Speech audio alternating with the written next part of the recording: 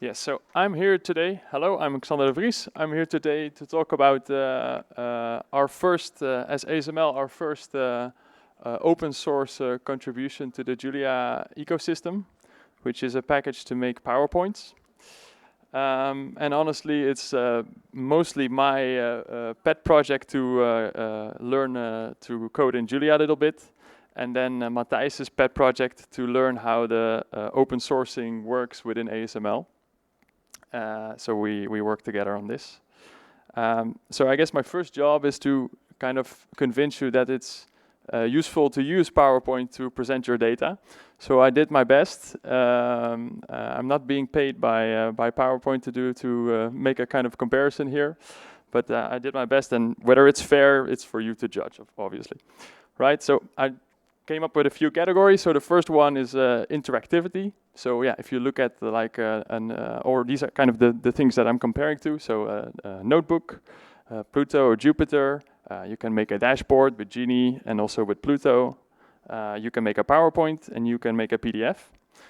These are the categories that I came up with. Probably you can come up with some more, but okay, let's compare it on these platforms. So if you look at interactivity, then obviously the notebook is the pinnacle. You can add new Julia code, you can load different data sets and stuff like that. So it's very interactive.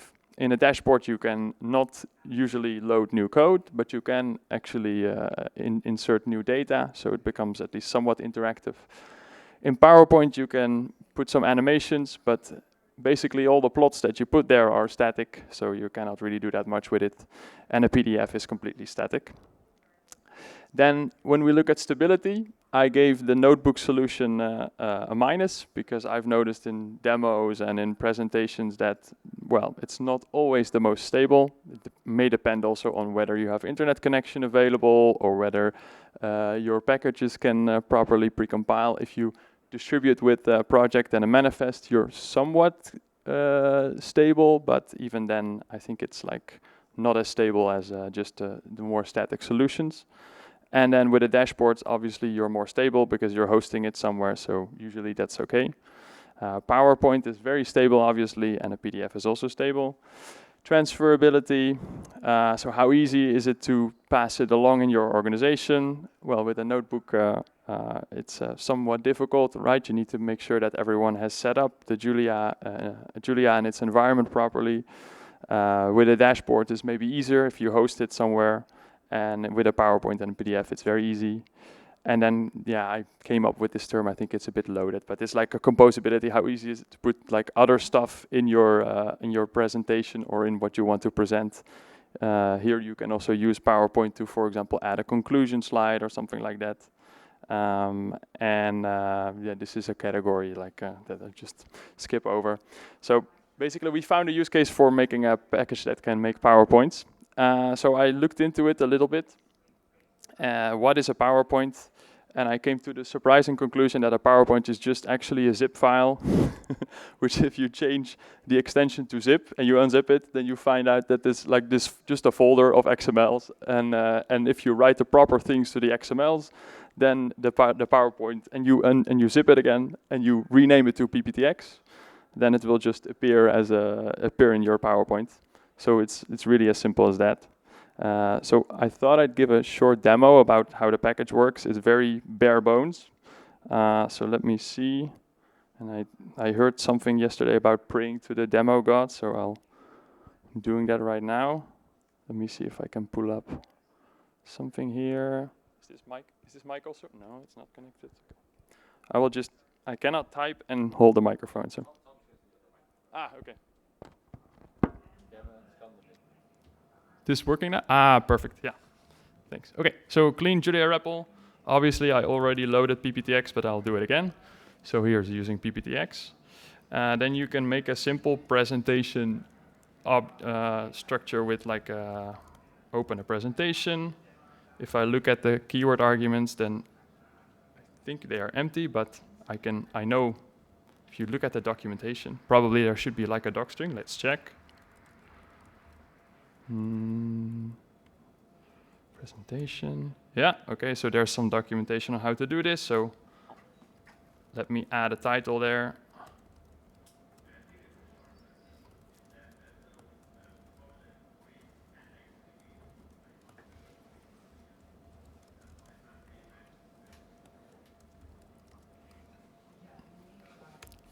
All right, so let's make a slide. There's also a slide object. I can also give that one a title.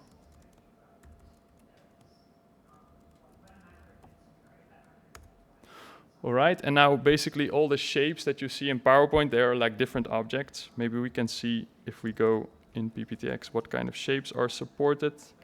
I see here picture, presentation, slide, table, text box, so probably I can make a text box.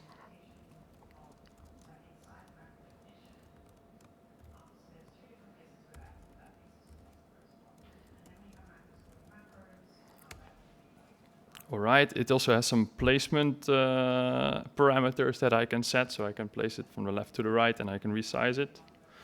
So now what I do is I complete the object by pushing the text into the slide. Right, so now the slide will contain the text box and I push the slide into the presentation. And now I see here that the presentation contains 2 slides.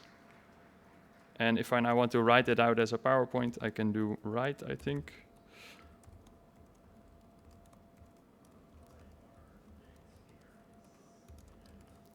See if that works. And it automatically pops up. So that's like something that you can disable, obviously, but it's like nice if you are like quickly iterating on where you should place your stuff. And this is, so here you see the text. So now I made my first PowerPoint here. So that's a quick demo. I mean, there's also stuff on the documentation and on the README about it. So if you're interested, you can take a look. It's not completely bug-free, but like one of the most obvious bugs I'll try to fix in the next days because I found that out by using it. So what are the features right now? So basically you can make slides, you can put a text box in there, a picture, you can turn a data frame into a table, but maybe nice to reuse the tables interface for that. I don't know if there's like tons of use cases for that, but could be interesting. And you can make links. I thought that was a nice thing to add so that you can somewhat make your PowerPoint a little bit more interactive by maybe having some kind of menu on the first slide where you can click and then make some kind of picture appear, so another slide appear basically by linking to the slide. Some features that I thought would be nice, so the auto placement and the layout for the pictures. So right now there's no way to lay out your pictures. So you'll just have to come up with something yourself. We can support more shapes maybe and reuse the tables interface. And I think this last one is already solved. So basically, so the way it works right now is that there's like a static template on which you add new shapes and new slides. But if you cache that in memory, then you can actually ship this as an application, right? And you don't have to package the template with it. So, but I think this was already resolved now in one of the latest pull requests. All right, so that's it. That's my last slide. Any questions?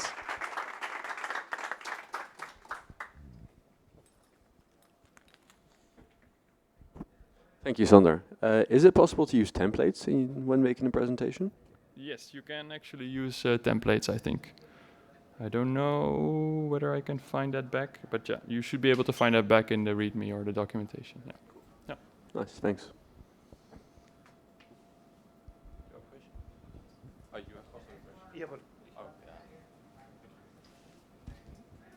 Is it possible to open an existing slideshow, an existing PowerPoint presentation with it and add a new slide using the Julia package? Not yet, no. So I think that MATLAB can do this, or at least I heard people say that MATLAB can do this, but I really wonder how to build that in, since like basically what I get is just the error that the file is in use, so I cannot really write anything to it.